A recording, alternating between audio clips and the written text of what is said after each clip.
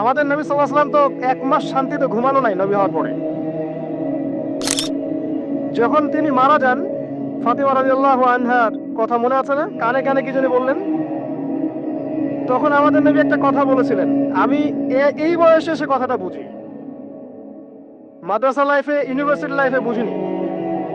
নবীজি বলেছিলেন তার মেয়েকে, ফাতিমা রাদিয়াল্লাহু আনহা তার কষ্ট দেখে কান্নাকাটি শুরু করলেন। আমাদের নবীজি তাকে কাছে ডেকে বললেন কানে কানে যে কি জানি একটা বললেন।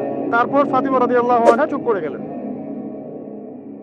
তো পরে জিজ্ঞাসা করা হলো কি বলেছিলেন, তিনি বললেন আল আব্বাজান বলেছেন আজকের পর তোমার আব্বার কোনো কষ্ট থাকবে না, আর তুমি আমার পরিবারের মধ্যে সবার আগে আমার সাথে সাক্ষাৎ করবে। এই যে আজকের পর আমার আব্বার আর কোনো কষ্ট থাকবে না, এর মানে বোঝেন, মানে সারাটা নববী জীবন কত যে কষ্ট নবী সাল্লাল্লাহু আলাইহি ওয়াসাল্লামকে সহ্য করতে হয়েছে। আজকে জান্নাতে যাওয়ার দিন, আজকে আর তোমার আব্বার কোনো কষ্ট থাকবে না। এই মানুষটার যদি এই অবস্থা হয় তাহলে আমরা কি?